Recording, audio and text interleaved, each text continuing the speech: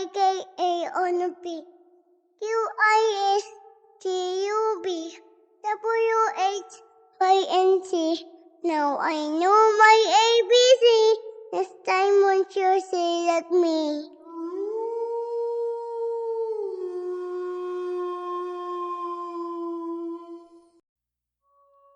Ang hirap ng pakiramdam kapag ayaw sa'yo ng sarili mong pamilya. Dahil tinatrato kang malas. Pangpito ako sa magkakapatid at ako lang ang hindi planado.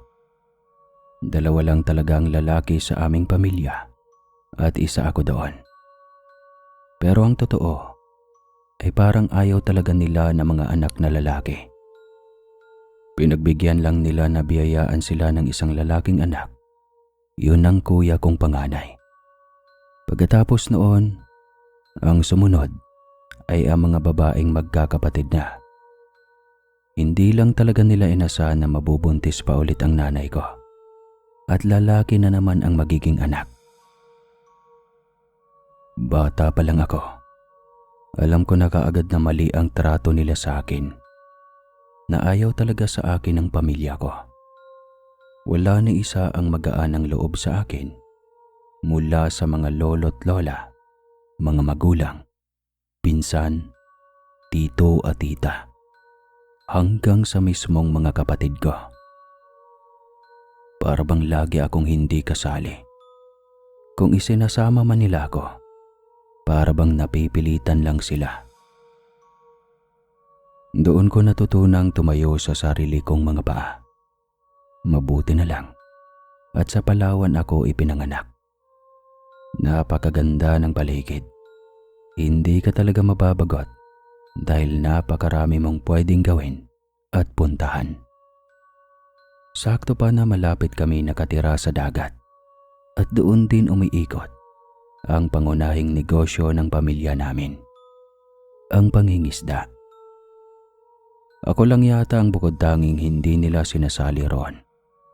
Palagi nilang pinaparamdam sa akin na wala akong silbi, wala akong kwenta, at wala akong naidudulot na mabuti. Paborito kong tambayan ang paligid ng mga puno ng niyog malapit sa dalampasigan. Hindi ko gaanong pinapansin ang mga mangingisda roon. Dagat lang talaga ang tinitignan ko. Minsan, mga bato lang ang nilalaro ko. Wala rin namang nakikipaglaro sa akin at ayos lang dahil hindi ko rin naman gusto. Sanay na kasi ako sa bahay na walang pumapansin sa akin. Kaya pagkarating sa labas, ako naman ang hindi namamansin. Tinatanggap ko na nga na kapag nagbinata ko, tatayo na ako sa sarili kong mga paa. Kasi ayaw ko na ding ipagsiksika ng sarili ko sa mga tao sa bahay namin. Matagal kong pinagplanuhan ang magiging hanap buhay ko kapag kaya ko na. Ni minsan ay hindi pumasok sa isip ko ang maging mangingisda din. Ayaw kong sumunod sa kahit anong yapak ng pamilya ko. Kahit anong ligasiya nila, ayaw kong ipagpatuloy. Kung papalarin, ipapaalis ko din ang apelyido ko sa kanila. Mag-iiba ako ng pangalan. Napaka-imposible nun para sa akin. Pero wala namang masama ang mangarap, diba? Kaya naman pinanghahawakan ko yon. Sa mura kong edad, ay natuto akong mangarap. Dahil lagi akong mapag-isa, naging mapagmasid din ako. Marami akong natutunan sa paligid ko, hanggang sa nahanap ko na ang negosyong matututukan ko. Ang paggawa ng daing at tuyo. Nakakatawa nga lang sabihin na natutunan ko yon, kakatambay sa dalampasigan. Nakikita ko kasi sa mga kapitbahay namin at naturuan din ako ng kapitbahay naming si Lolo Fred. Nakilala talaga sa paggawa ng ganoon. Kitang-kita ko ang malasakit sa akin ng matanda. Kahit hindi niya ako kaano-ano. Kaya ganun din ako sa kanya. Trinato ko siya bilang lolo. at trinato niya ako na parang tunay na apo. Sa totoo lang, pareho kami ni Lolo Fred, parehong mag-isa, parehong walang kasama sa mundo. Si Lolo Fred kasi, ang kwento niya sa akin, mas pinili niyang lumayo sa mga magulang at mga kapatid niya. Hindi niya sinabi ang dahilan, pero alam kong hindi nalalayo iyon sa dahilan ko. Hindi ko naman sinasabing tinuturuan niya akong maging katulad niya, pero siya na lang talaga ang nagiging motibasyon ko.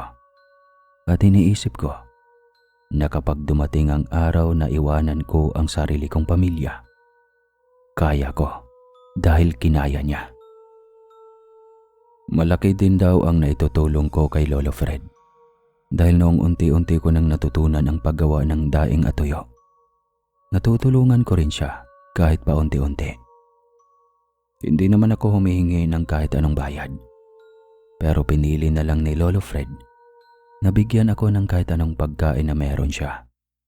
Kumbaga, sabay kaming nagmemeryenda o nagtatanghalian. Nakikita naman iyon ng pamilya ko, pero wala silang pakialam kung ilang pagkain ang tatanggapin ko. Parang pabor na sa kanila na may nagpapakamagulang para sa akin, kasi hindi nila iyon kayang gawin sa akin. Sa tagal ng pagsasama namin ni Lolo Fred, tinawag niya rin akong apo. Ang unang beses kong marinig iyon mula sa kanya. Sobrang sarap sa pakiramdam. Parang nakakita ka ng liwanag at parang sumabog ang puso mo sa sobrang saya. Lumaki man akong kasama ang lolo at lola ko, pero kahit ngayon, hindi ko pa naramdaman o narinig mula sa kanila na apo nila ako. Renato, kapag nagbinata ka na, dapat talagang bihasa ka sa pagpapatuyo ng mga isda. Hindi kasi nauubos ang mga bibili niyan. Pero huwag kang gagaya sa akin na hindi man lang pumupunta sa palengke para magtinda. Kasi ako, dito lang ako. Kaya siguro hindi rin umuunlad ang negosyo ko. Pag ikaw naman ang gumawa ng ganyan, sa bayan mo ibenta. Sa mga tendera doon, baka yumaman ka na. Pero imposible nga ba yon? Walang imposible kapag sinubukan mo lang, apo. Sana nga po, Lolo Fred. Lumaki na ako para naman makaalis na ako sa buhay na hindi ko gusto. Hindi ko naman kailangan ng sobrang yaman. Gusto ko lang magkaroon ng sarili kong pera, sarili kong espasyo at mabili ang mga gusto at pangangailangan ko.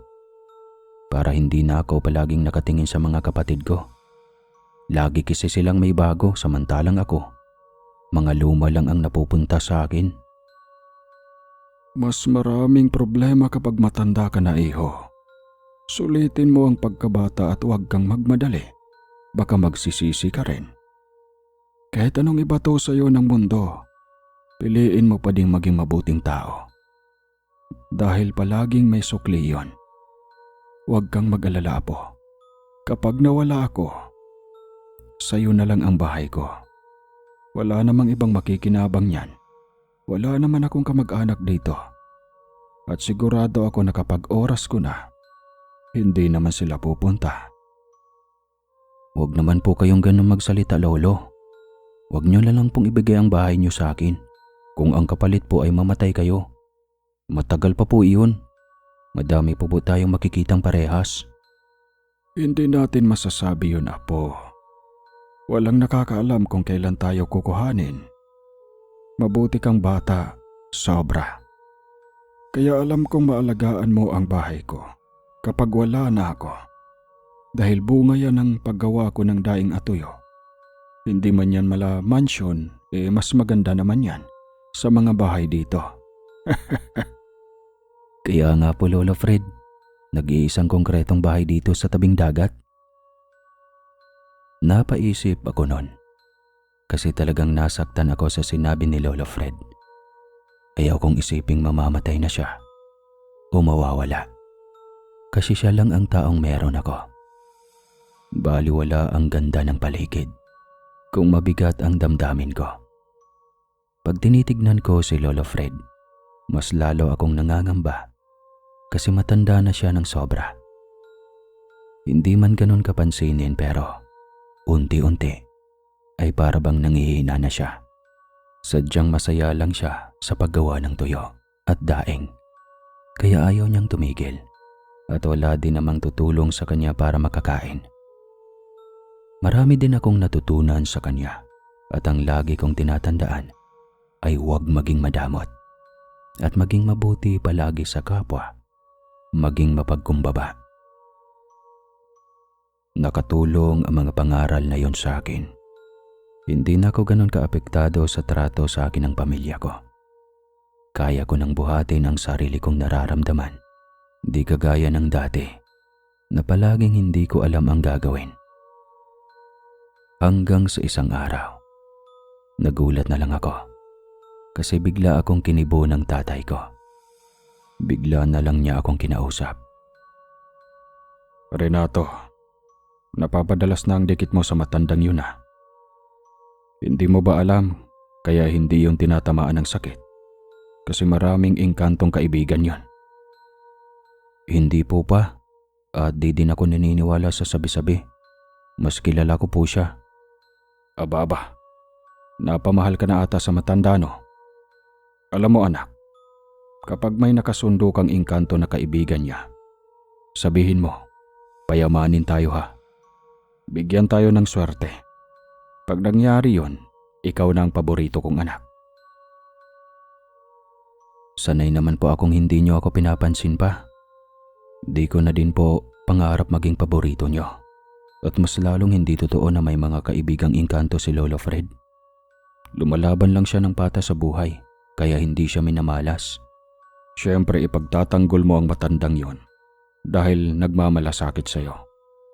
Pero sinasabihan na kita Renato, kaysa gawin kang alay niyan sa mga engkanto niya, pakinabangan mo na lang.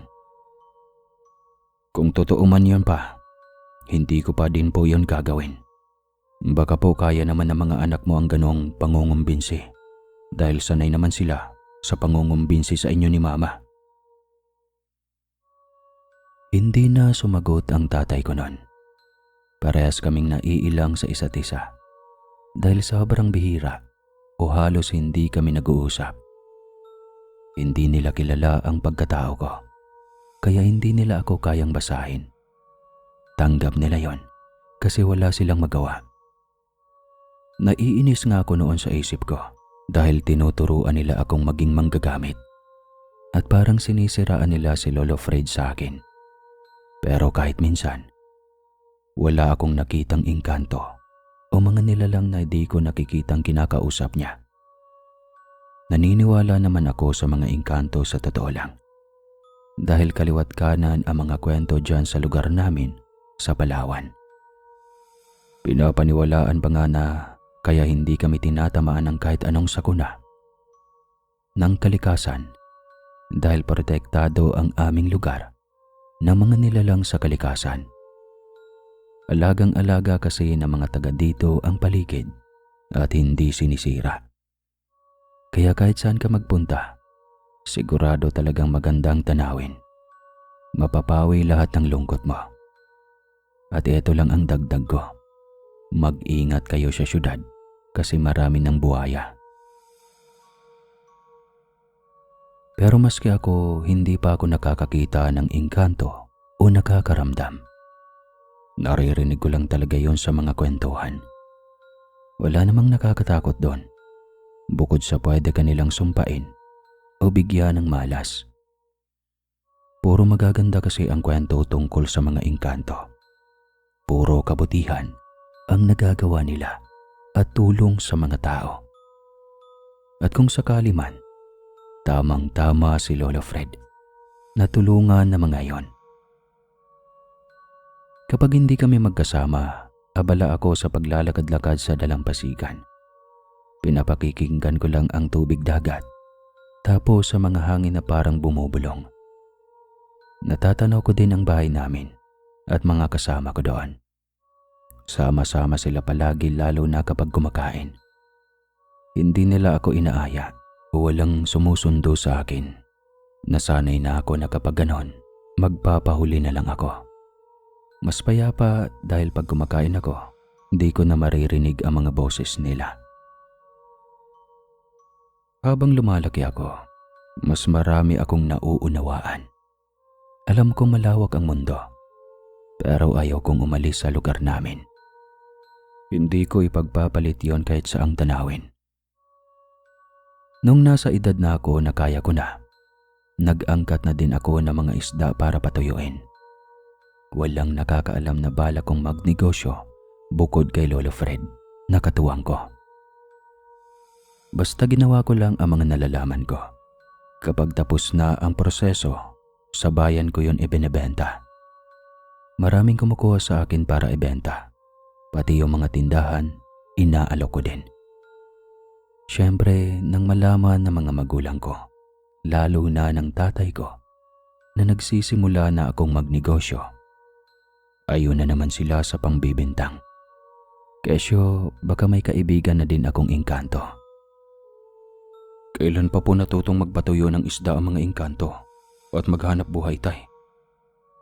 Sarili ko pong sikap ang ginagawa ko at ang tanging nagtuturo sa akin ay si Lolo Fred. Pwede bang alisin niyo sa bawat sinasabi niyo ang tungkol sa engkanto, tay? Huwag niyo silang isama sa usapan. Kung talagang bunga lang ng pagsisikap mo yan na Renato, bakit ang daming bumibili sa'yo? E di ba malas ka nga? Wala ka namang kwenta. Wala kang silbi. Wala kang nagagawang tama sa buhay mo. Siguradong may tumutulong sa'yo, kaya ka ganyan ngayon. Wala ka namang natutunan sa amin tungkol sa pagnenegosyo. Yan ang kilala sa pamilya natin. Diyan tayo magaling. Pero bakit? Parang lumalamang ka na. Takot ba talaga kayong malamang matalino ako, tay? Kung pakiramdam nyo, kayo lang ang magaling. Sige, kayo na. Huwag nyo na akong guluhin at huwag nyo na akong pakialaman, tay. Hindi nyo naman talaga ako kilala kaya wala kayong pakialam sa mga natutunan ko at sa diskarte ko sa buhay. Ano ba ang hindi nyo matanggap? Bakit kailangan nyo pa akong pagbintangan ng kung ano-ano? Para bang sinasabi nyo na nandadaya ako? Huwag kang magyabang, Renato. Yan pa lang ang narating mo. Hindi ka yayaman sa pagpapatuyo ng isda. Tandaan mo yan. Masyado ka nang nagmamalaki sa amin. Hindi mo man lang naiisipang tumulong. Ang dami na palang bumibili sa'yo. Bali-balita na. Pero ni minsan, hindi mo inalok ang mga isda natin. Wala ka talagang malasakit sa pamilyang to. Gusto mo, ikaw lang umaangat. Kayo naman po pala ang magaling sa negosyo, di ba? Bakit hindi kayo ang dumiskarte, tay? Bakit hindi kayo ang mag-alok ng mga isda nyo? Kasi ako, ginagawa ko, sarili kong pagsisikap ang pag-aalok. Hindi ako humihingi ng tulong kahit kanino. Siguro naman, kaya nyo rin yun. At kaya rin ng mga anak nyo. Mahina kasi dumiskarte ang mga kapatid mo. Baka pwede mo naman silang turuan o isama sa'yo. Gawin na lang nating iisa ang negosyo. Kami ang bahala sa paghuli ng isda. Tapos ikaw ang magpapatuyo. At ikaw ang magbebenta. Ganun lang. Tay, magkanya-kanya muna tayo. Kayo na mismo ang nagsabi na magaling sa negosyo ang pamilya natin. Kung ganun, kaya nyo nang patunayan yan nang hindi ako sinasama. Ako rin, may sarili akong landas. Sana naman matuwa kayo para sa akin, tay. Kung hindi nyo ko kayang suportahan, hayaan nyo na lang ako. Renato, tigilan mo na yung katigasan ng ulo mo. Alam mo sa sarili mo na hindi ka pinalaking madamot ng pamilyang to. Kaya huwag kang magyabang sa swerteng meron ka ngayon. Baka bukas, wala na yan. At kung may engkantong tumutulong sa inyo ni Lolo Fred, tandaan mo, magsasawa rin sila sa kadamutan nyo. Totoo, hindi nyo ako tinuruan magdamot. Pero kayo mismo ang nagturo sa akin kung ano ang pakiramdam ng pinagdadamutan. At hindi ko kayo pinagdadamutan ngayon, tay. Inaalis ko lang ang karapatang inaangkin nyo sa akin. Dahil bago ko pa nasimulan to, ni kaunting tulong, wala naman kayong ibinigay.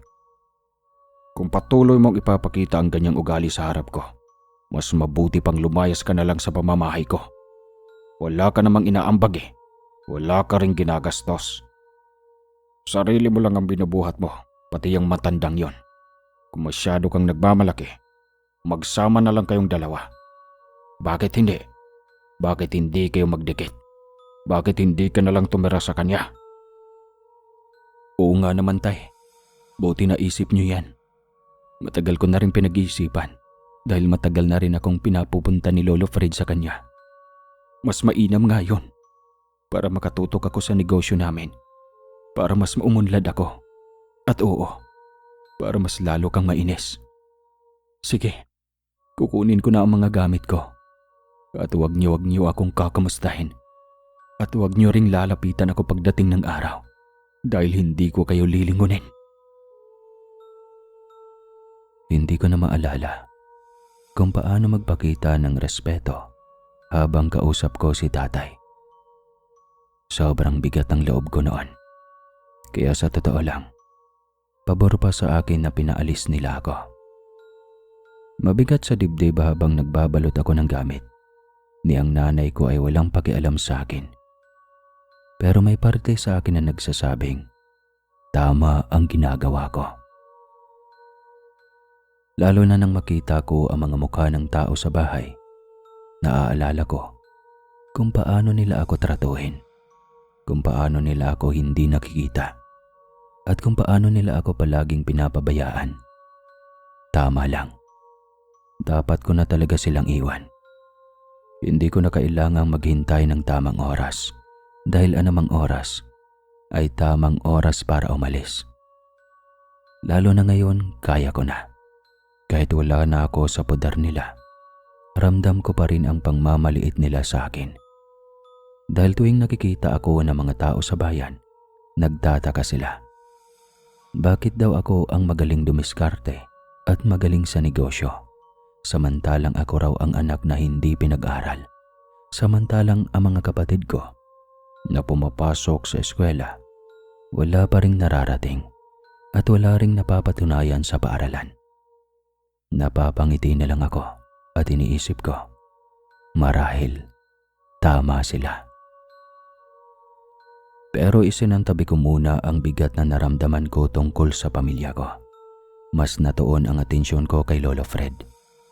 Sobrang tanda na niya at unti-unti nang bumibigay ang katawan. Dumating pa sa punto na hindi na siya makatayo at ako na lang ang nag-aasikaso sa kanya. At sa totoo lang, sobrang buo sa loob ko ang ganon. Gustong gusto ko siyang alagaan. Ayaw ko makita siyang nahihirapan. Kaya pa naman niyang tumayo paminsan-minsan. Pero ako na ang nagsabi na mahiga na lang siya. Mag-ipon ng lakas at huwag pilitin ang sarili. Dahil alam ko, ako ang magiging pinakamalungkot na tao sa mundo kung mawawala siya sa akin. Isang hapon iyon. Isang hapon na hinding-hindi ko malilimutan sa buong buhay ko. Nagbabadya ang malakas na ulan at dahil sanay na kami sa dalampasigan, may sarili kaming paraan ng paghahanda. Hindi naman kami kinakabahan. Bihira lang ang kapahamakan dito sa Palawan. Una-una kong ginawa ay isinilong ang mga pinatuyo naming isda. Unti-unting umaambon at mabilis lumakas ang ambon na para bang nagmamadaling maging ulan. Doon may nakita ko. Isang batang hindi ko kilala. Batang lalaki. Gusgusin, takot na takot habang humahampas ang hangin. Tinawag ko siya at agad naman siyang lumapit. Tinitigan ko pa siya. Naawa ako. Parang nakita ko ang sarili ko nung maliit pa. Walang nag-aalaga, walang nag-aaruga, at walang nagmamalasakit. Kaya hindi na ako nag-isip na pinatuloy ko siya sa bahay namin ni Lolo Fred. Takot na takot pa ang batang iyon, at pati pag-iyak niya ay ramdam namin. Nang tanungin ko ang pangalan niya, sinabi niyang Kiko. Hindi niya matandaan kung saan siya nanggaling. Basta, nang magising siya, nandoon na siya sa lugar namin. Naawa kami baka biktima siya ng pang-aabuso. Kaya pati si Lolo Fred, hindi nagdalawang isip na tulungan siya at alagaan namin. Habang nananalasa ang malakas na ulan, nililinis namin siya at pinapakain. Patuloy naming kinakausap. Nagbabaka sakali na baka may maalala siya. Pero wala talaga. Tulala lang siya at parang may iniisip na malalim. Sa bawat sandali namin sa kanya, pilit niyang sinusubukang alalahanin kung saan siya nanggaling. Pero ginawa pa rin namin ni Lolo Fred ang tama. Nang matapos ang ulan at sumikat muli ang araw, unang ginawa namin ay ipagtanong ang bata. Lumakad-lakad kami sa mga kabayanan. Nagtatanong kung may nakakakilala sa kanya. Subalit, kahit saan kami pumunta sa Palawan, wala talagang kumukuha sa kanya. Kaya doon na ginawa namin ang mabigat na desisyon ni Lolo Fred. Kaysa mapunta ang bata sa ibang tao at mapahamak, kami na lamang ang mag-aalaga sa kanya. Nang tanungin namin si Kiko kung ayos lang ba sa kanya, ay sobrang saya niya. Hindi pa nga ako makapaniwala nang tawagin niya akong papa. At dahil masyado nang mahina si Lolo Fred para mag-aruga ng bata, ako na lang ang nagdadala kay Kiko kahit saan kami pumunta. Unti-unti, mas lalo ko siyang nakilala. Para talaga siyang ako nung bata pa ako na sobrang inosente. Halos kilalanin na ng mga tao at mga parokyano namin ni Lolo Fred na anak ko ang batang iyon. Ako naman, oo, kahit minsan hindi ko tinanggi. Lagi kong sinasabi kapag may magtatanong, ay anak ko siya. Marami ang hindi naniniwala dahil alam nilang wala akong sariling anak at wala akong asawa. Alam nilang ampon ko lang si Kiko. Pero ayos lang. Dahil binabati rin naman nila ang bata tuwing nakikita. Lalo na kapag nagdadala ako ng mga tuyo at daing. Nabalitaan din ng pamilya ko ang tungkol kay Kiko.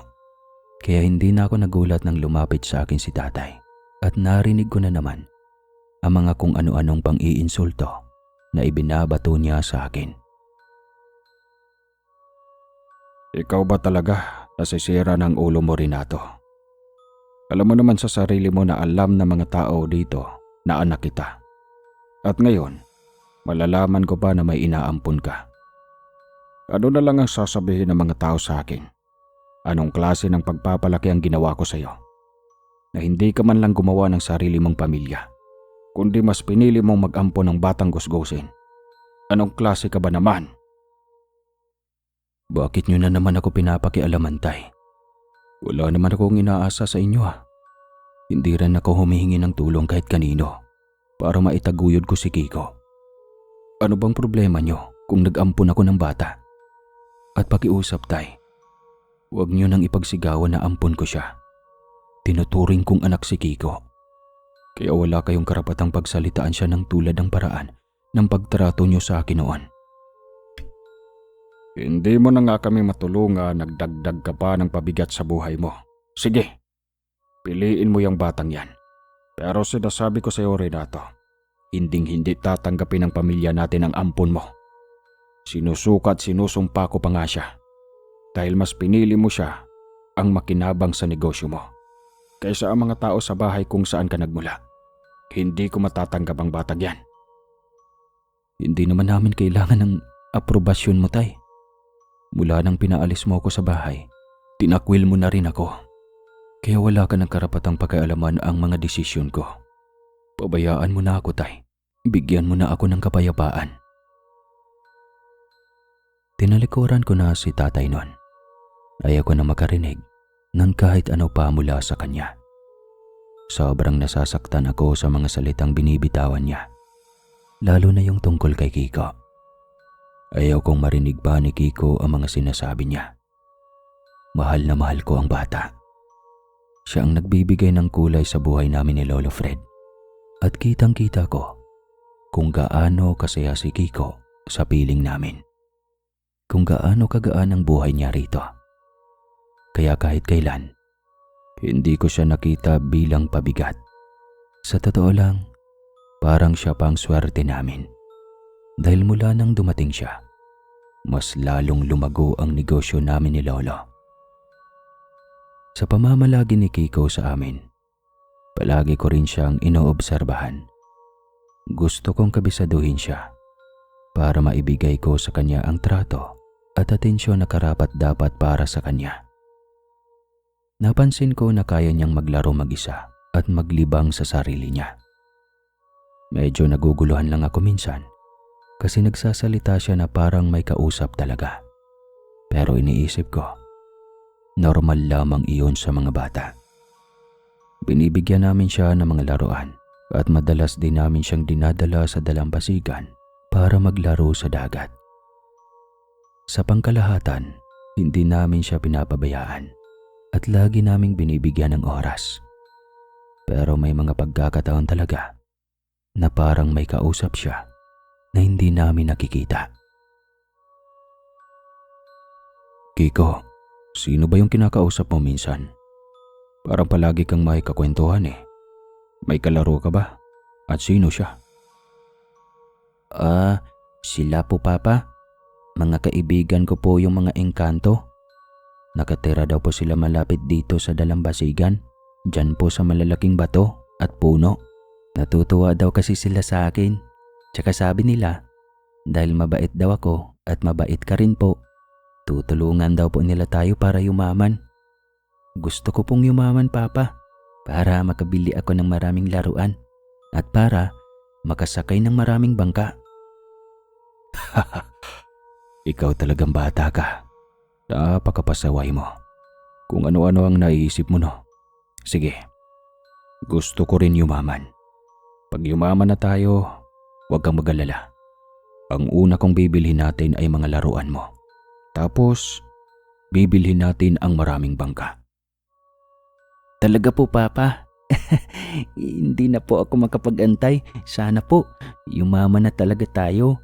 Sana magkaroon tayo ng maraming pera para mapagamot natin si Lolo Fred, para makasama pa natin siya ng matagal. Kaya nga anak pangarap ko rin yan. Makahanap tayo ng gamot para sa sakit ni Lolo Fred. Kasi kahit ako, ayaw ko makasama lang ng maikling panahon si Lolo. Gusto ko, kasama pa rin natin siya hanggang sa araw na magkaroon ka ng sarili mong pamilya. Alam mo, kung ako lang ang masusunod, mas gusto ko pang mauna kaysa sa kanya Kasi pagkaramdam ko, kapag nawala sa akin ang Lolo Fred mo, hindi ko kakayanin. Huwag ka pong mag-alala, Papa. Sasabihin ko po yan sa mga kaibigan kong engkanto. May mga powers po sila at kaya raw po nilang tulungan tayo. Hihilingin ko sa kanila na pagalangin si Lolo Fred para maging malakas pa siya at makasama natin ng matagal. At para kapag yumaman na tayo, kasama pa rin natin si Lolo. Mararanasan niya pa ang ganda at masayang buhay, di ba? Napapangiti na lang ako sa mga sinasabi ng anak ko. Siyempre, nakakaluwag ng dibdib na marinig na pareho kami ng hangarin para kay Lolo Fred. At natutuwa rin ako na gusto niyang umunlad kami sa buhay. Pwede pala talaga yon na mangarap ka ng mataas kahit ang tanging alam mo lang ay mahal ka na ng mga taong nasa paligid mo. Akala ko kasi hindi mo na iisipin ang malalaking pangarap kapag kontento ka na sa kung ano ang meron ka. Sa akin kasi, akala ko ang mga katulad ko lang na naaapi ang mas may motibasyong umunlad. Pero aaminin ko, medyo kinikilabutan pa rin ako kapag binabanggit niya ang tungkol sa mga engkanto. Napapaisip nga ako nun kung totoo kaya yon o parte lang ng imahinasyon ng bata. Pero ano man ang totoo, ang mahalaga sa akin ay hindi magkakasakit si Kiko at hindi siya mapapahamak ng mga engkantong sinasabi niya. Hanggat ligtas ang anak ko, mas pinipili kong maniwala na wala siyang dapat katakutan. May mga araw na naririnig ko si Lolo Fred at si Kiko na nag-uusap tungkol sa mga engkanto. Parang nagkukwento si Kiko sa lolo tungkol sa mga sinasabi niyang kaibigan. At si lolo naman ay tahimik na nakikinig. Hindi ko gaanong nauunawaan ang pinag-uusapan nila. Pero palagi kong naririnig ang salitang engkanto. Iniisip ko na lang minsan na baka nakikisabay lang si lolo sa bata. Dahil gusto niya ang mga ganitong pag-uusap. Gustong-gusto ni lolo kapag dumadaldal si Kiko. Madalas na rin akong magduda. Kasi baka totoo nga ang sinasabi ng anak ko. May mga bagay kasi siyang ginagawa na hindi normal para sa isang bata. Parang may kahawak siya sa kamay, may kaakbay siya, may inaabutan o inaabot siyang mga gamit at laruan. Siguro hindi ko lang nakikita. Basta mga kilos niya, ramdam mo na may kasama siya. May nahahawakan, may nakakausap, kahit hindi iyon nakikita ng mga mata ko. Hanggang sa hindi ko na natiis, kinausap ko na talaga si Lolo Fred. Kasi alam kong mauunawaan niya ako. At sigurado rin akong may bahagyang pagdududa siya sa mga nangyayari. Imposible namang hindi siya mapaisip. Lalo na't palaging nakikipag-usap kay Kiko tungkol sa mga engkantong binabanggit niya. Unti-unti rin akong nakakaramdam ng pagkakaalarma. Kung hindi man sa espiritual na paraan, baka naman nasisiraan na lang ng ulo ang anak ko. Normal lang naman na maramdaman ko iyon bilang magulang ni Kiko. Nauunawaan ko naman kung bakit ka nagkakaganyan na Renato. Pero alam mo naman kung gaano kalakas ang imahinasyon ng bata. Kaya nga sinasakyan ko lang yung apo ko. Kasi natutuwa ako sa kanya kapag nagkukwento. Pero kagaya mo, may duda din naman ako. Lalo na't hindi pa rin natin alam hanggang ngayon kung saan talaga nagmula ang batang yon. Dahil bigla lang naman siyang sumulpot sa atin. Nag-aalala lang ako, Lolo. Baka sadyang bukas lang ang ikatlong mata ni Kiko.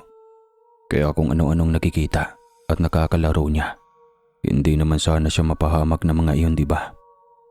Kasi kung sakaling may mangyari sa anak ko dahil sa mga engkantong binabanggit niya, hindi ko alam kung ano ang gagawin. Wala rin naman akong kakilalang malalapitan eh. Hindi kasi ako lumaki sa ganitong mundo, di ba? Bata pa si Kiko, kaya lapitin talaga siya ng mga ganyan. Kapag nilagnat ang anak mo, doon ka dapat kabahan. Dahil baka inunti-unti na siyang kunin. Pero habang ganyan siya kabibo, masigla, at puro magagandang sinasabi tungkol sa mga engkanto, at lalo na't parang pinagkakalauban pa kayo ng swerte, wala ka munang dapat na ikabahala. Alam mo, sa atin lang to ha. Pero hula ko lang yan. Ikaw ba, Lo? Ano sa tingin mo? Kasi hindi ko rin alam eh. Kaya nga sa'yo ako nakipag-usap. Gusto ko sanang marinig ang totoo mong opinyon. Sa tingin ko lang naman, dahil hindi natin mahanap ang mga magulang niya, hindi kaya anak ng engkanto si Kiko. Alam mo, Renato, ang tagal ko nang nabubuhay dito sa mundo. Ang dami ko nang napagdaanan dito sa dalampasigan. Marami na rin akong nasaksihan tungkol sa mga engkanto. Kaya nga kung ano-anong bali-balita ang kumakalat, di ba? Kesyo may mga kaibigan daw akong engkanto, kaya raw umaasenso ako kahit mag-isa. Kahit ang totoo, hindi naman talaga ako asensado sa buhay. Pwede ba yun, Lo? Manganak ng tao ang engkanto, tapos pabayaan sa mundo natin? Malabo naman ata ang ganun. Pwede yun. Nangyayari yun kapag nakakabuntis ng mortal ang engkanto. O kaya ay sinasadya nilang ipadala ang bata na yon sa mundo natin. Dahil may nais silang baguhin na buhay. Hula ko lang naman yon. Pero kung ganun nga ang kapalaran natin kay Kiko, mainam na isekreto natin sa batang pinagmulan niya at mas lalo natin siyang alagaan. Huwag natin siyang hahayaan na maligaw ang landas. Imposible naman ata ang ganun, Lo. Pero kung totoo nga, wala naman tayong magagawa doon. Kahit gaano ko pa pagdudahan ang anak ko, mas pinili kong ibaling ang isip ko sa pagpapalago ng negosyo. Inaral ko rin ang paggawa ng bagoong at nagsimula na akong magplano ng pagpapatayo ng sarili naming pwesto sa palengke para magtinda. Yun na lang ang naging abala ko tuwing umaga. Bukod sa pag-aalaga kay Kiko at pakikipagkwentuhan kay Lolo Fred, dahil palagi akong busy, unti-unti ring nabawasan ang mga iniisip ko. Wala na akong ibang nararamdaman noon, kundi puro pagpupursige. Ang tatay ko naman, kilala ko na ang ugali niya. Ganoon na talaga siya at wala na akong magagawa pa doon.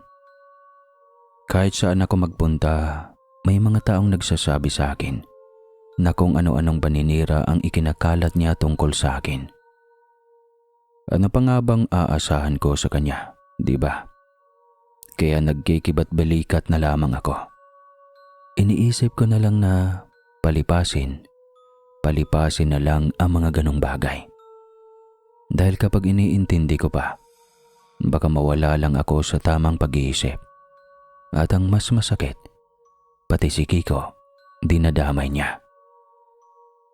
Harap-harapan niyang sinasabi sa akin na sinusumpa niya ang ampon ko.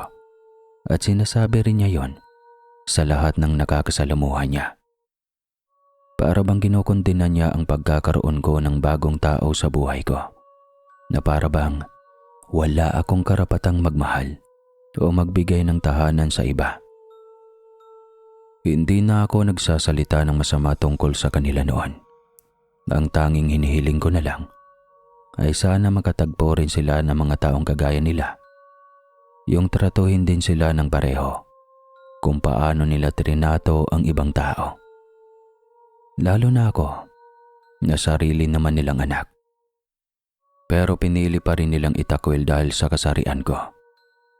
Ayoko talagang mangyari na lapitan nila si Kiko at apihin ang bata. Kasi kapag nangyari yon, pakiramdam ko, hindi ko na sila kayang patawarin. Araw-araw kong hinihiling na wag sanang umabot doon. Pero dahil nga gano'n na talaga ang ugali ng pamilya ko, ginawa pa rin nilang nanghimasok pa rin sila. Isang araw, umuwi si Kiko galing sa paglalaro sa dalampasigan.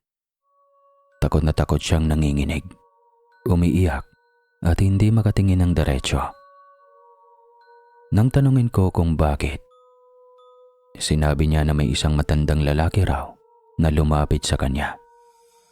Minura siya, tinawag siyang malas, at kung ano-ano pang masasakit na salitang hindi dapat marinig, lalo na sa isang bata. Nang ipinaliwanag niya sa akin ang itsura, syempre, iisang tao kaagad ang pumasok sa isip ko. Ang tatay ko. Doon ako napuno. Sobrang galit na galit akong sumugod sa dati kong bahay. Sa bahay na kinalakihan ko. Sa bahay ng pamilyang siyang mismong nagpalaki sa akin. At siya ring unang nagtakwil sa pagkatao ko. Ano bang klase kang amatay? Lumayo na nga ako sa inyo dahil ayaw ko nang mangimasok sa buhay niyo. At dapat alam niyo yon. Sana ginagaya niyo rin ako na iniiwan niyo akong payapa. Anong karapatan mong pagsalitaan ng kung ano-ano ang anak kong si Kiko? Hindi mo nga siya kilala, di ba? Ni hindi niya alam na tatay kita na dapat nga tinatawag kanyang lolo. Pero alam kong ayaw mo rin yung mangyari. At totoo lang, ayaw ko din. Ayaw ko makilala kayo ng bata. Pero bakit kayo ang kusang lumalapit? Bakit kayo ang nanghihimasok? Lubayan niyo na si Kiko. Lubayan niyo ang anak ko. Kundi ka ba naman kasi tanga, Kiko? Di ba nga sinasabi ko na sa'yo, alam ng mga tao na anak kita. Kaya iniisip din nila, apo ko yung ampon mo. Hindi nga, di ba? Alam mo ba kung paano nila pinag-uusapan yung batang iyon sa dalampasigan? Baliw daw siya, nagsasalitang mag-isa. Pero sa palagay ko, engkanto ang mga kausap niyang anak mo. Kaya umaasenso kayo sa buhay. Napakadamot mo talaga, Renato. Sinabi ko sa'yo, tumulong ka sa amin. Pero anong ginagawa mo ha? Mas pinili mo pang gumamit ng batang iyon para makipag-usap sa mga engkanto.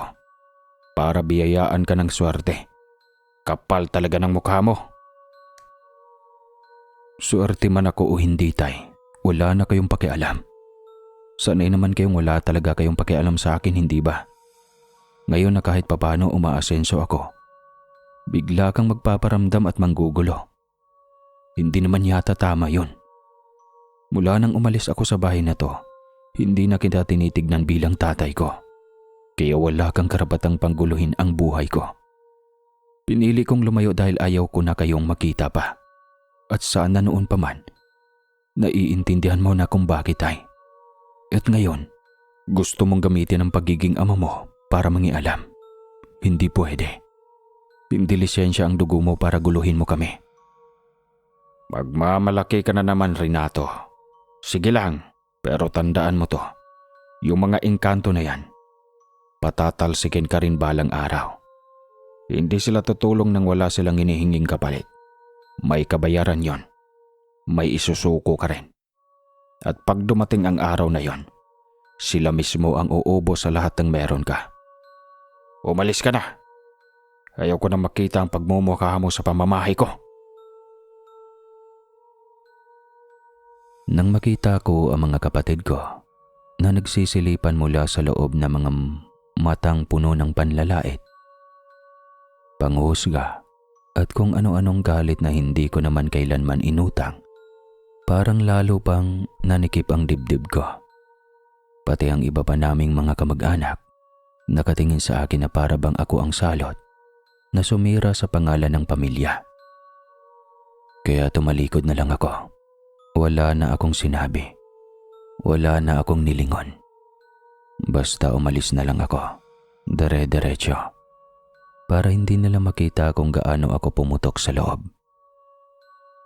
Noong marating ko ang bahay namin ni Lolo Fred, nakita ko si Kiko sa tarangkahan.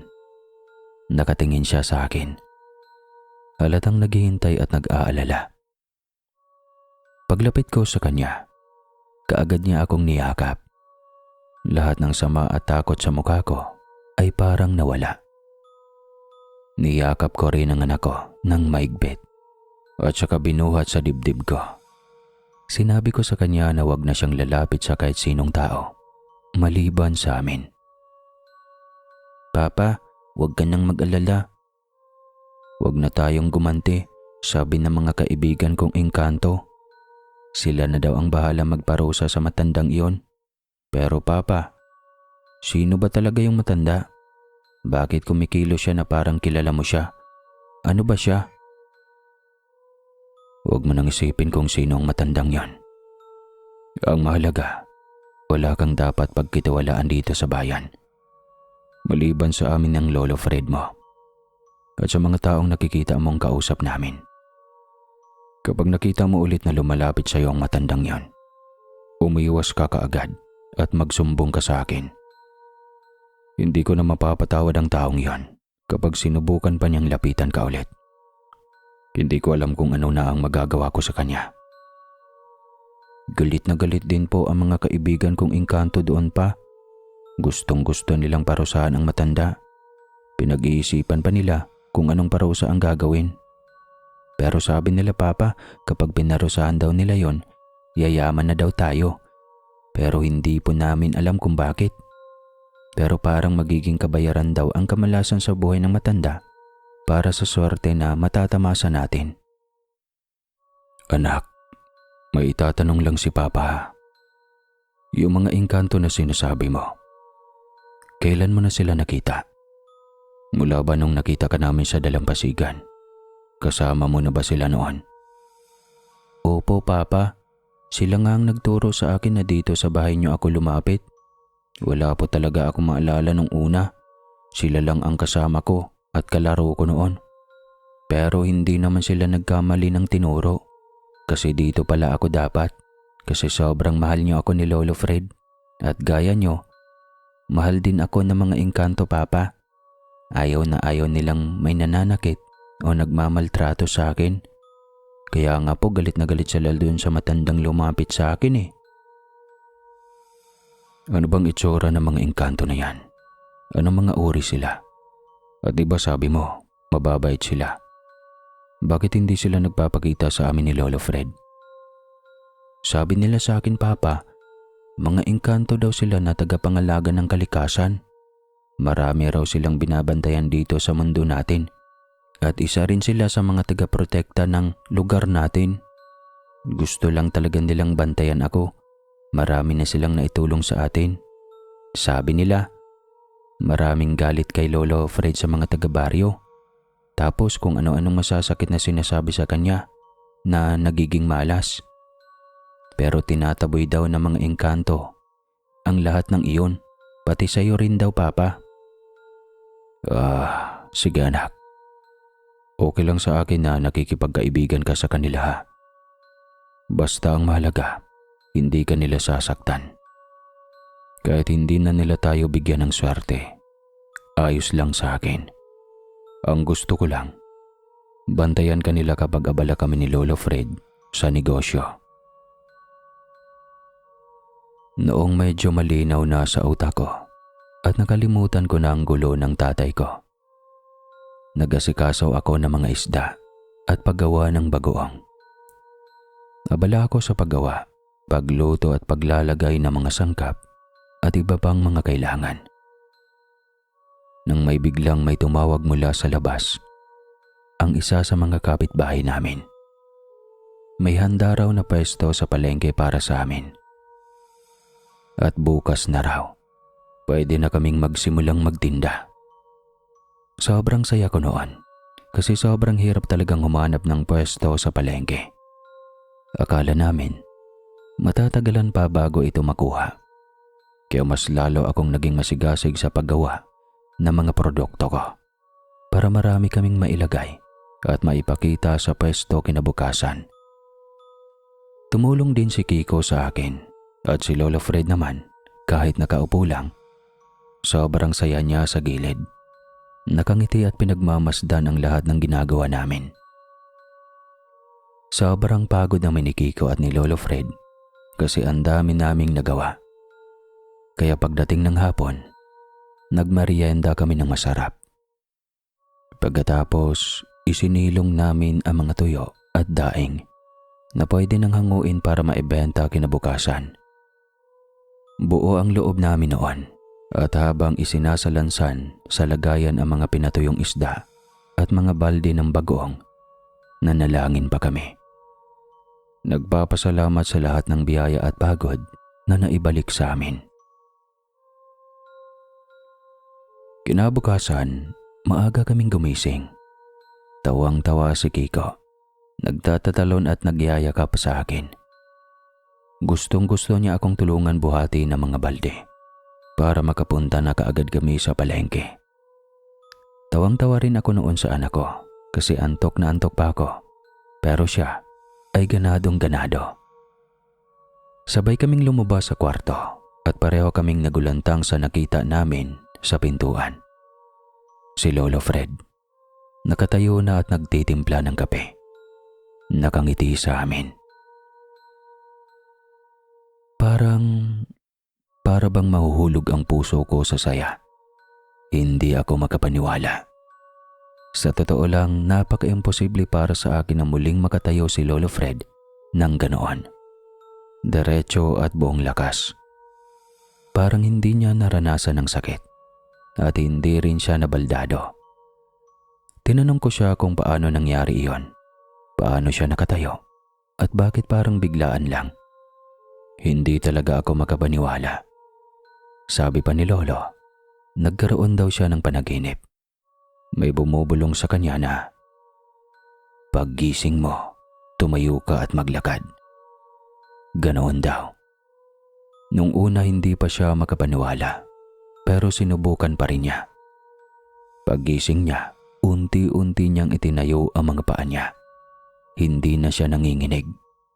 Naitapak na niya ng balansi ang kanyang paa at nakatayo ng diretso. Pagkatapos sinubukan niyang kumilos at nag-init siya ng tubig. Pero hindi niya naramdaman ang kirot o pangangalay sa paa niya at parang normal na ulit. Mas komportable daw siya kumpara dati. Sabi pa nga ni Lolo Fred, parang bumata siya muli. Pinalakad ko pa siya ng paulit-ulit, pabalik-balik, paikot-ikot, at pagyewang-gewang. Halos patakbuhin ko na nga si Lolo Fred para lang makumbinsi ako. Si Kiko naman ay tuwang-tuwa sa pinaggagawa namin. Lagi niyang sinasabi dahil daw iyon sa mga kaibigan niyang engkanto. Mapapatawa na lang kami ni Lolo.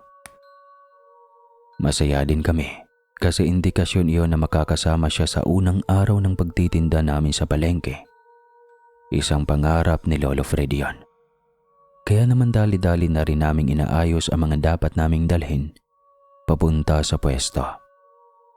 Mabilis lang naming natapos ang paglalatag ng bagoong at ng mga pinatuyong isda. Marami rin ang nakakakilala sa amin at bumabati sa amin sa palengke. Sobrang saya ni Kiko kasi marami ang pumapansin sa kanya. Kami naman masaya rin kami na nakikita siyang nakakapaglaro doon. Dumagsa ang mga tao at napakaraming bumili sa amin agad. Marami ang nagpupunta sa pwesto namin para lang makipagkwentuhan. At habang nakikipag-usap sila, tuloy-tuloy pa rin ang pagbili ng mga tao. May isa pang ang nagdala ng mangga at doon mismo sa harapan namin sinubukan ang bagoong. Sarap na sarap siya kahit hindi na niluluto ito. Pagkatapos tumikim, ang dami niyang binili. Halos mapuno ang dala niyang supot. Karamihan sa mga bumisbisita sa amin ay mga kababaryo rin.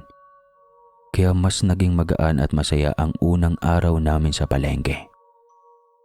At alam na namin pag-uwi ng mga tao sa baryo, siguradong pag-uusapan ang bagoong at tuyo namin.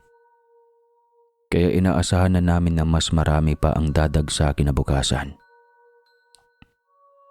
Ang dami naming inalatag noong umaga. Akala namin aabutan pa ng kinabukasan ang ibang paninda. Pero ayon, naubos din lahat dahil sa sobrang dami ng taong sumubok at bumili. Pauwi na kami noon, pagod pero tuwang-tuwa.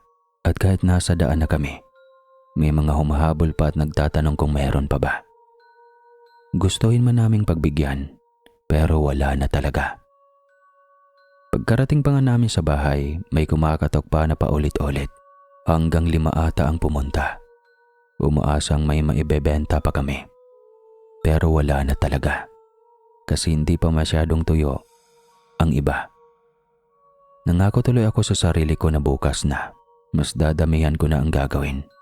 Mas pagbubutihin ko pa. At maglibot-libot ako para umangkat ng mga tuyo sa kabila. Hanggang sa dumidilim na, may narinig kaming isang katok hindi tulad ng mga nauna. Pero parang kailangan talagang pansinin. Kaya kaagad akong lumabas para silipin. Pagkabukas ko ng pinto, nagulat ako nang makita ang kapitbahay namin noong nakatira pa ako sa poder ng tatay ko. Malungkot ang mukha niya. Parang may mabigat na dala, kaya agad ko siyang kinausap. Renato, alam mo na bang nangyari? Yung tatay mo, kasama yung kuya mo kaninang umaga sa laot. Na-aksidente sila. May nakabungguan daw silang bangka. Imposible raw mangyari, sabay na ang mga nakakita. Pero nangyari pa rin. Critical sila, Renato. Pareho silang nasa ospital. Parehong nagpapagaling. Pero hindi maganda ang lagay. Gusto ko lang malaman mo. Mukhang yatang wala ka talagang alam. Hindi ko nga po alam, Chong eh. Kailan pa po at anong oras nangyari? At saang ospital po sila dinala? Nasa Coron District Hospital daw sila. Nag-aagaw buhay ang dalawa, pero sabi, malaki naman ang tsansa nilang mabuhay. Narinig ko kasi doon. Gusto talaga ng mga kamag-anak ninyo na malaman mo, kaso walang may naglakas loob na pumunta dito, kaya ako na lang ang nagpunta. Siyempre, tatay mo pa rin yon at kuya mo pa. Ang naiwan lang daw sa bahay ninyo ang nanay mo at mga kapatid mong babae. Kasi abala sila sa paghahanap ng pera para malagyan ng bantay yung dalawa. Kaya wala raw talagang nakabantay sa ospital. Sige po, Chong.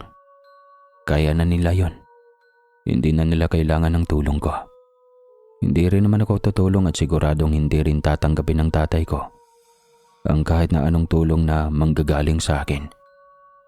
At kung makikialam pa ako roon, baka ang anak ko pa ang mapahamak. Siya pa ang mawala ng bantay. Sabihin mo na lang sa kanila na isasama ko sila sa mga dasal ko. Yun lang ang may tutulong ko sa ngayon. Lalo na't alam niyo namang may sinisimulan akong negosyo na kailangan ko talagang tutukan. Tumango na lang ang kapitbahay namin. Dahil totoo naman, yun lang talaga ang kaya ko. Gustuhin ko mang tumulong kahit labag sa loob ko na parang tinaboy ko ang lalaki.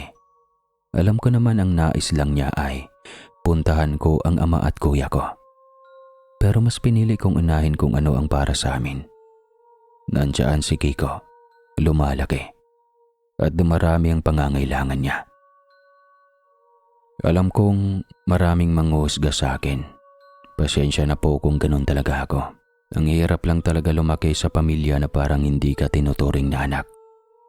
Na parang basura talaga ang tingin sa'yo. Siguro nagkakaganito ako na may ganito akong pride dahil lang din sa karanasan ko. Sana naman ay huwag ninyo agad ako husgahan. Napabuntong hininga na lang ako bago ako bumalik sa pag-aasikaso ng mga isda. Yung gagawin kong bagoong para maibenta sa susunod na araw. Hindi ko binanggit kay Lolo Fred ang nabalitaan ko. Naisip kong sarilihin muna. Pero habang abala ako, hindi ko maiwasang mapaisip at magtaka. Sa araw na iyon mismo, nakalakad si Lolo Fred. Parang isang himala at naging maayos ang lahat. Sa negosyo namin, nagkaroon kami ng kita sa palengke. Naubos ang paninda at dumami pa ang mga bumibili. Bigla akong napatingin kay Kiko. Nakatingin siya sa pader, parang may tinitignan. At doon ako unti-unting naniniwala. Hindi kaya tumutulong talaga sa amin ang mga kaibigan niyang engkanto. Baka pinarusahan nila ang tatay ko, kaya nangyari iyon sa kanila. Dahil sa lawak ng dagat, napakaliit ng tsansa na may makabanggaan na bangka. May kaunting kaba pa rin ako para sa kalagayan ni tatay at ni kuya. Pero siguro, mas mainam na pataasin ko ang pagtitiis ko para hindi lumaki ang ulo nila sa akin. Kaya kinabukasan, ipinagpatuloy namin ang negosyo. Sa dami na ng mga araw na dumaan, palala na at palaki na sa dami ng taong tumatangkilik sa aming negosyo. Lumipas ang 2 linggo at hindi na talaga namin kinaya ni Kiko at ni Lolo Fred ang lahat. Napilitan kaming kumuha ng mga tauhan. Doon ko nakita na talagang umuunlad ang aming pinaghirapan. Dagdag pa rito, mayroon na rin kaming sapat na pondo para mapalaki ang bahay ni Lolo Fred. Nagtuloy-tuloy ang swerte at pagpapala sa amin. Wala na kaming mahihiling pa. Lahat ng hinihingi ni Kiko, binibigay ko. Dahil itinuturing ko siya bilang swerte sa buhay namin. Ganoon ang sinasabi ng mga kapitbahay namin. Dahil dumating si Kiko sa buhay namin, nagsimula ang lahat ng magagandang pangyayari. Hanggang sa lumipas ang ilang buwan, ayan na. Nakalabas na pala ng ospital ang magaling kong tatay at si kuya. Naririnig ko na rin sa baryo namin na nandun na sila. Siyempre, imposibleng hindi makarating sa kanila ang balita na asinsado na kami. Lalo na't laman din ito ng tsismisan ng nanay ko. Kaya hindi na ako magtataka kung sakaling pupunta na naman sa labas ng bahay namin ang tatay ko para magsalita ng kung ano-ano. Pero sa pagkakataong iyon, handa na ako. Hindi ko na siya haharapin. Dahil nakakahiya sa mga trabahador namin sa bahay, ipapakita ko na lang sa kanya na mas mahalaga sa akin ang paghahanap buhay kaysa sa pansinin ang walang kwentang opinyon niya. Papa, kung si lolo mo ang lolo mo, sino naman ang papa mo? Nasaan ang mama mo? At mayroon ka bang mga kapatid, Papa? Ano ang tawag sa kanila? Naririnig ko sa mga bata dito Pinsan, mga pinsan. Ganun. May mga pinsan pa ba ako, Papa? Kagaya ni Lolo Farid mo, mag-isa rin ako sa buhay. Wala akong ibang ganon. Wala kang makikilala sa kanila. Mas mabuti pa nga na hindi mo sila makilala Kasi kahit ako, hindi ko rin sila kilala. Sa kanila ako lumaki, pero hindi kami nagkakilala. Palagi akong nagadistansya sa kanila. Kaya ngayon na may anak na ako, hindi ko ipinaparamdam sa iyo na malayo ka sa akin o malayo ako sa iyo. Lagi kitang binibigyan ng oras at inuuna kita. Sayang, gusto ko po sanang makilala sila kasi si lolo ko din sila. At lola ko din, di ba? Tapos yung mga kapatid mo, tito at tita ko din. Pero okay lang yun, Papa. Pag hindi na tayo masyadong abala, bibisitahin natin sila. Sigurado akong marami akong ikukwento sa kanila. Sige anak, may tamang panahon para dyan. Sa ngayon, maging abala ka na lang muna sa mga alaga mong engkanto, sa mga kaibigan mo. Sila na lang muna ang isipin mo sa ngayon dahil nakakasama mo naman sila. Tsaka na natin problemahin ang side ng pamilya ko, okay? Sige na, marami pa akong gagawin. Mamaya na lang ulit Naaawa naman ako kay Kiko. Alam kong matagal pa ang panahon o baka hindi na nga madala ko siya sa bahay. Kasi sobrang liit ng tsansa na matanggap siya ng mga tao doon. Ako nga na sariling kadugo nila pero hindi nila gusto. Paano pa kaya si Kiko na hindi namin alam ang pinagmulan? Lalo na't naririnig ko ang masasakit na salita ng tatay ko. Nang makita kong nalilibang na si Kiko sa sarili niya, lumabas ako para magpasok ng mga pinatuyong isda. Sakto naman, tumahol ang mga aso at isa sa mga trabahador namin ang lumapit at nagsabi na may naghahanap sa akin sa labas. Sanay naman ako na maraming naghahanap sa akin dahil sa aming mga produkto. Kaya hindi na ako nagdalawang isip na buksan ang tarangkahan para makita kung sino iyon. At hindi ko inasahan na nakita ko ang kuya ko roon. Nakasaklay na siya at sa balagay ko ay napuruhan ang hita niya. Ang mukha niya hindi na yung tipikal na parang mayabang o nagmamalaki. Parang maamo at kalmado na. Kaya nagtaka ako at hindi ko na alam kung paano ko haharapin ang kanyang pagdating. Bago ka magalit, Utoy, at bago mo maisip na ang kapal ng mukha ko para magpakita dito sa bahay ninyo, pakinggan mo muna sana ako. Si tatay, hindi na makalakad. Yung kalahating katawan niya, hindi na gumagana. Hindi na niya talaga maikilos pa. Malala ang nangyari sa amin sa bangka sa aksidente. Para paiksiin ko na lang, hindi ko alam kung anong nilalang ang nagkontrol ng bangka. Dahil sigurado akong hindi ako yon. Si tatay, gusto kanyang makita. Pakiramdam namin, nalalapit na ang kamatayan niya at wala siyang ibang binabanggit kundi ang pangalan mo, Renato. Hinahanap lang naman ako ni tatay, kuya. Para hanggang sa huling hininga niya, masabihan naman niya ako ng kung ano-ano. Sakta ng damdamin ko at pahirapan ng dibdib ko sa sobrang sakit ng mga salita niya sa akin, kay Kiko at pati kay Lolo Fred. Ayaw ko na. Hayaan mo na lang na mabawasan ang kasalanan niya bago siya mawala sa mundo. Mas mabuti nang wag na kaming magkita para hindi na siya makapagsalita ng ganong mga bagay. Para na rin sa aming dalawa. Sabihin mo sa kanya. Hindi ka man lang ba makakaramdam ng pagsisisi kapag nabalitaan mong isang araw wala na si tatay at hindi na natin siya makakasama? Pakiusap, Renato, pumunta ka. Sigurado ako na wala siyang sasabihin na masama sa iyo at sa anak-anakan mo. Gusto ka lang talaga niyang makausap dahil hindi na rin sigurado kung hanggang kailan siya mabubuhay. Kahit siya mismo, sumusuko na hindi na niya tinutulungan ang sarili niya. Wala kasi talaga kaming pera. Wala kaming pambili ng gamot. Walang-wala kami. Ikaw itong swerteng anak, di ba? Ikaw itong meron. Hindi kami humihingi ng tulong sa iyo pero kung sakali lang na gusto mo pang mabuhay si tatay, baka pwedeng magbigay ka kung ayos lang sa iyo.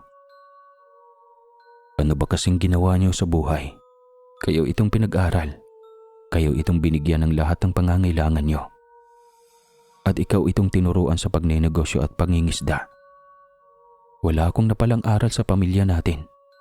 Lahat ng meron ako, galing sa pagsisikap po at sa pagsisikap ni Lolo Fred. Ayaw kong pinaparamdam niyo sa akin na parang may obligasyon ako kahit wala naman talaga. Wala naman akong maisasagot sa iyo. Panalo ka. Oo. Wala talagang nangyari sa akin na bukasan namin ng mga kapatid natin. Masyado kaming nasanay na lagi kaming binibigyan, kaya hindi kami nasanay na magsumikap sa buhay. Naisip kong muli, wala man lang kaming naiambag sa pag-uuspital namin ni tatay. Wala kaming naitulong, lalo na ako dahil isa ako sa nabagok at nabaldado. Alam mo kuya, pakiramdam ko, nahihirapan akong ibaba ang sarili ko sa inyo. Hindi ko pa rin kasi matanggap ang mga pinagsasabi ni tatay tungkol sa anak ko. Hindi ko anak-anakan si Kiko. Itinuring ko siyang tunay na anak. Hindi niyo mababago ang opinyon ko dahil ako ang nagpalaki sa batang yan. Ako ang umalalay sa kanya. Ako ang kinikilala niyang ama. Kaya anuman ang mangyari, hindi ko sila papayagang tawagin siyang anak-anakan ko. Isama mo siya, Renato. Huling pagkakataon na ito para sa pamilya natin. Kahit hindi mo pa kami tuluyang mapatawad, bigyan mo naman kami ng pagkakataon. Kahit ako nagsisisi na. Ayos lang basta humarap ka kay tatay bago mahuli ang lahat. Pag-iisipan ko muna kuya. Hindi ko pa kayang magdesisyon ng tama sa ngayon. Pupunta na lang ako sa bahay niyo kapag handa na ako. Naiintindihan ko, Renato. Naiintindihan ko ang sama ng loob mo dahil sa naging trato namin sa iyo. Kahit ako, nasaktan din pero dahil anak pa rin ako, wala naman akong pagpipilian noon kundi sundin sila. Lahat ng nangyari bago ka isinilang, lalo na nung lumabas ang mga kapatid nating babae, ako ang palaging napagbubuntuhan. Kaya nung lumabas ka at lumaki, ikaw ang naging tampulan ng galit nila. Hindi kita na ipagtanggol dahil doon ko lang naramdaman na pinapahalagahan nila ako. Doon lang nila ako binigyan ng atensyon. Doon lang nila ako inalagaan. Alam mo ba, nung bata ako, palagi nila akong pinagbebintangan na may kausap daw akong engkanto na nagsusumbong daw ako para malasin sila. Pero kung tutuusin, may mga pagkakataon na sana oo, sana may kausap nga akong engkanto para maisumbong ko lahat ng ginagawa nila sa akin. Kaya siguro pati ikaw, binansagan ka nilang sineswerte dahil may mga engkanto ka. Hindi ko rin agad maintindihan, pero sa totoo lang, Alam ko sa sarili ko, magkapareho tayo ng pinagdaanan. Magkaiba tayo ng pinagdaanan, kuya, at hindi tayo magkaparehas. Nakaramdam ka ng pag-aalaga mula sa kanila, samantalang ako hindi. Lumaki ako na palagi nila akong tinataboy, kaya wag mong ikumpara ang pinagdadaanan mo sa pinagdadaanan ko. At ang tungkol sa mga engkanto, ikaw lang ang makakasagot niyan. Ikaw ang nakakausap at nakakasama nila. Kaya siguro palagi kayong ganyan, banggitin ng pamilya. Pero hindi nila dapat inuulit-ulit iyon. Sagrado ang pagbanggit sa mga nilalang na iyon. At hindi iyon basta sinasama sa lahat ng usapan. Dito daw kasi sa baryo noon, lahat ng umaasenso at umuunlad, humihingi ng tulong sa mga engkanto at nagkikipagkaibigan sa mga nilalang na iyon para magkaroon sila ng swerte at motibasyon. Hanggang ngayon, pinapaniwalaan pa rin ni nanay at ni tatay na nangyayari pa rin yun dito sa lugar natin. Lalo na nung malaman nila na nag-ampon ka ng bata, iniisip nila na gawa iyon ng engkanto. Kuya, wala na akong maipaliwanag dyan. Sige na, umuwi ka na.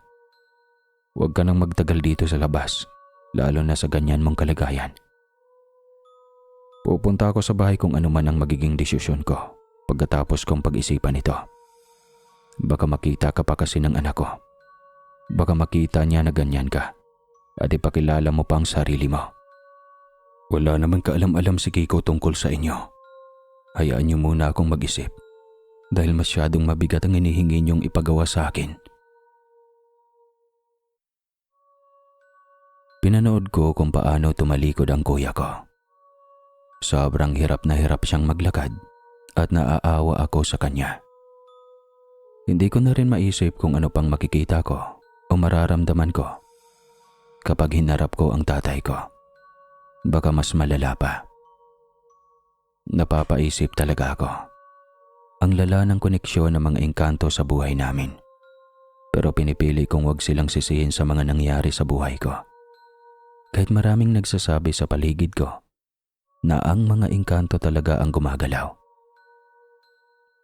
Kinagabihan, sobrang pagod ang utak at isip ko. Napatingin ako sa anak kong katabi kong matulog sa aking kwarto. Mahimbing na ang tulog niya nun. Sobrang inosente ng muka. Hindi ko maiwasang maluha at mapangiti. Kaya ko palang magpakatatay. Kahit hindi ako nakadama ng kalinga mula sa isang ama, maliban sa ipinadama sa akin ni Lolo Fred. Hanggang sa bigla na lang akong nakatulog. Unti-unti, napunta ako sa isang panaginip. Panaginip na nakakakita ako ng mga ordinaryong taong nilalang lang naman. Pero may kakaibang aura. Yung parang kagalang-galang at karapat-dapat na respetuhin. Nakikipag-usap ako sa kanila. Hindi malinaw ang pinag-uusapan namin. Pero alam kong magkakasundo kami sa panaginip na yon. Nasa iisang lugar kami. Tapos napakagaan ng pagkaramdam ko. Hanggang sa may isang salita akong natandaan. Isang diretsong pananalita. Sabi ng isa sa mga nilalang, "Puntahan mo ang tatay mo para matapos na ang paghihirap niya." Pagkatapos noon, unti-unti silang naglaho sa paningin ko. Bigla akong nagising. Saglit na saglit lang akong nanaginip. Subalit umaga na pala. Oras na pala para tumulong sa mga trabahador ko na pupunta sa palengke para magtinda. Tulala ako noon habang kumikilos. Hindi ako bumati sa mga nasa paligid ko at hindi ko magawang umiti. Hindi kaya pahiwatig iyon na puntahan ko ang tatay ko. Hanggang sa nakita ko si Kiko na nakaupo sa may bangketo at si Lolo Fred na nagkakape. Doon ko na talaga pinagtapat kay Lolo Fred ang mga nangyari. Maging siya ay hindi makapaniwala at medyo nakatanggap pa ako ng sermon. Kasi hindi ako nagsabi sa kanya. Pero ako, ayos lang. Kay Lolo Fred na mismo nang galing na puntahan ko ang tatay ko. Dahil insulto raw sa kanya kapag hindi ako pumunta. dahil pinapaniwalaan ko naman daw na si Lolo Fred ang nagpalaki at naghubog sa akin. At kapag hindi ako pumunta doon, ibig sabihin, tinuruan ako ni Lolo Fred na hindi marunong lumingon sa pinanggagalingan. Sabi pa sa akin ni Lolo Fred, isama ko si Kiko. Kung ano ang magiging trato nila kay Kiko sa pagpunta ko doon, yun ang magiging basihan ko. Kung ano pa ang magiging parte ng tunay kong pamilya sa mga susunod na taon o ganap ng buhay ko. Kaya naman ay sinunod ko siya. Hindi ako pumunta sa palengke nung araw na yon. Pinagbihis ko si Kiko at binitbit papunta sa bahay namin. Pagkarating doon, nakita ko ang tatay ko. Nakahiga sa papag, hinang-hina at sobrang payat. Nakatakip ng kumot ang katawan niya. Siguro malaki na ang pagkakapayat. Gulat na gulat ang mga ate ko nang makita nila ako. Gusto nilang lumapit, pero para bang hindi nila magawa. Nang makita ako ng tatay ko, parang lumiwanag ang kanyang mga mata. Parang masaya siyang nandun ako. Tapos, nakita niya si Kiko. Tinawag niya at niyakap.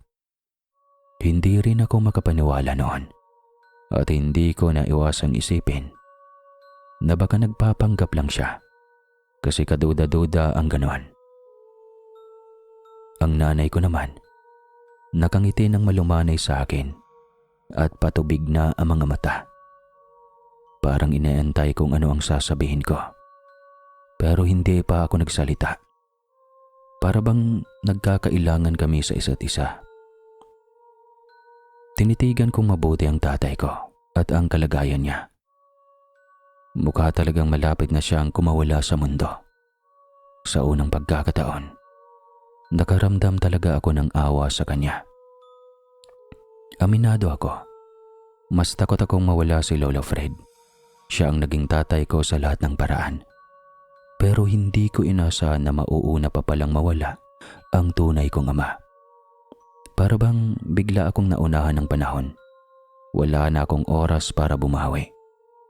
Wala nang sapat na sandaling maibalik pa ang lahat. Kaya tumigil ako sa pag-iisip ng mga sama ng loob na dinadala ko. Tumingin ako sa kanya. Sa payat na katawan niyang halos kinakain na ng paghihirap. Sa mga matang tila pilit pang kumakapit sa mundong unti-unti nang humahagalpos. At tinanong ko na lang siya. Diretsong tanong mula sa isang anak na hindi sigurado sa nararamdaman.